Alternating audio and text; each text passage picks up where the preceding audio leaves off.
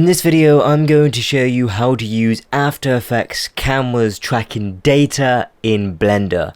So as you all know, Blender's camera tracker is really bad. It's complicated, it takes forever, it's not good, and it is just really bad. However, After Effects camera tracker is quick, easy to learn, simple, and really good.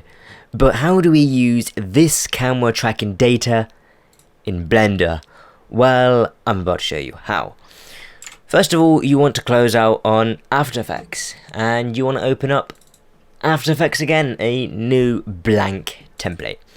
So inside After Effects, I'm going to import a script. These is custom scripts that you can download online. I'm going to go File, Scripts, Install Scripts, and I'm going to install Script for After Effects, Composition Data to JSON. I'm not going to install it, I've already installed it, but once you've installed it, close After Effects, relaunch After Effects.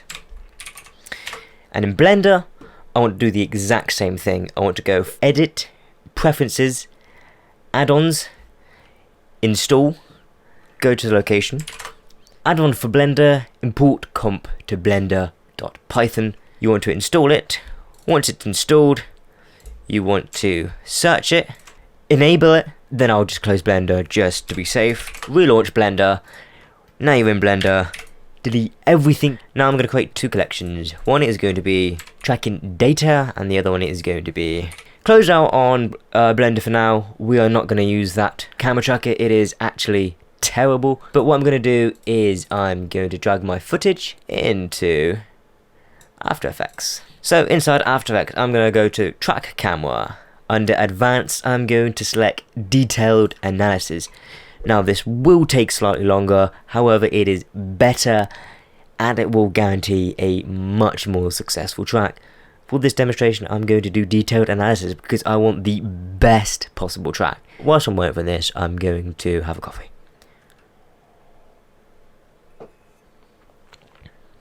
That is some really good coffee. It is at the perfect temperature. We're still waiting for it. It's going to take longer. Whilst I'm waiting for it, anyway, I'm going to import a model into After Effects. Sorry, did I say import the model into After Effects? I meant import a model into Blender. There we go. Let's see what After Effects is doing. It's still doing it. Let's just have another coffee. Okay. After Effects has successfully tracked our camera to a much better standard than what Blender would have done. So, now I'm inside After Effects to find where the target is flat on the ground. I'm going to right click, set ground plane and origin. This is very important. So set ground plane and origin. And now I've done that, I'm going to find another point for the target. And then I'm going to create solid and camera. There we go. As you can see, it has done a really good job at tracking, much better than what Blender would do.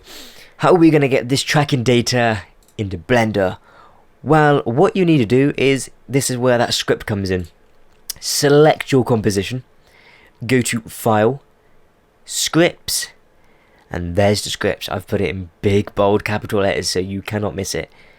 Script for After Effects, export composition data to JSON. And I'm going to find a place to save it, and I'm going to call it data, and click export. You're done. That's it. Close out on After Effects. Actually, don't. Just minus out on After Effects. Maybe save it. We'll need to come back to it later.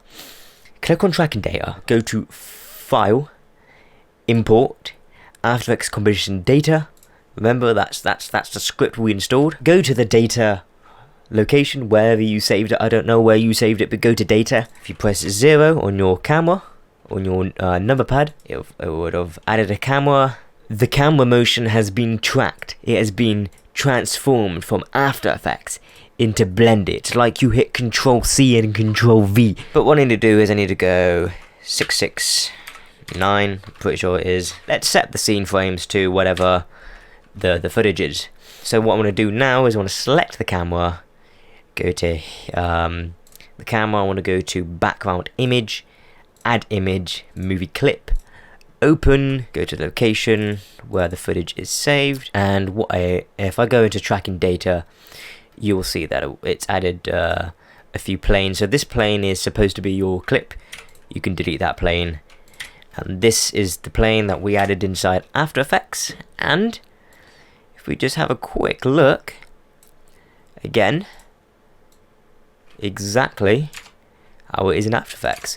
You can delete this plane as well, you don't need it, but I want this plane, though I'm going to hide it for now. So what I want to do is I want to delete this light. You'll see why that's important later, but I'm going to delete the light. So inside properties, I want to set the frame rate to 29.97. That is what it was filmed at. If I go into the composition settings, you'll see it is 29.97. Make sure the frame rate matches. We'll be doing this a lot through this episode. So I want... Oh, hang on. Oh, yeah, hang on. We've gone a little bit too over. At 665. There we go. So I want this part. So I'm going to scale up the model, move it, scale. Okay. So what we need to do now is, now we've got the model and the tracking data in place, I need to go into the render tab, film, and I need to enable transparency. This is so when you render it out, drag and drop your rendered result into After Effects. Okay. So make sure transparent is enabled. So I'm going to bring that ground plane back. You can see that there's lights on the spaceship. I added them. These are a bit too bright and they will conflict with the shadows. So what we're going to need to do is we need you just to turn the brightness down ever so slightly, just so they're not so bright, especially on these blues right here. Can I make sure this ground plane is actually touching the ground? There we go. Yeah, we'll put it at 12. There we are. Okay, so now that's done. But if we render this out, there's no shadows. There's two reasons for this. One, the plane seems a bit too small. Might have to scale that up a little bit. One, there is no light. Okay, if we go back to the original footage, there is a big light on the drive. There's nothing illuminating spaceships. So the first thing is you need to add a light. So light, I'm going to add a point light, and I want this to be roughly where I had it in the scene. So there's the camera there.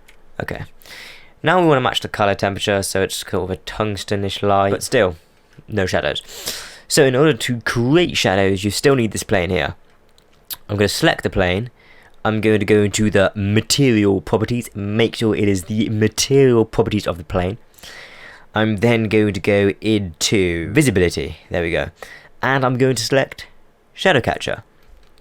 Now we have shadows, and if we render it out, we have shadows and transparency, exactly what we want. You now have shadows, and all you need to do is render out your sequence, in this case 665 frames, and once you render that out, drag it into After Effects. We're going to go back into After Effects, and we are going to need to import our image sequence. So it's already going to load up here. Now before you drag this into your timeline, you can delete that. I'm going to go to interpret footage, main, and it's not 30 frames, it's 29.97, and sometimes it doesn't always do it right, so I'm going to just double check 29.97, and I'm going to drag this into After Effects, line it up,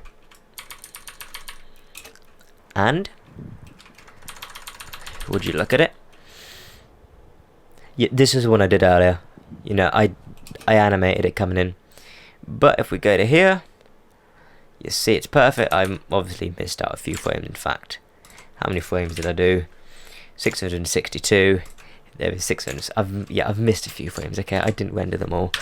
It's like 3 frames. So, but if we play, if you want to know what all this grain is, that's just the renders. I did this earlier, and I had a principled volume that I forgot to disable. It looks fantastic. It is absolutely amazing.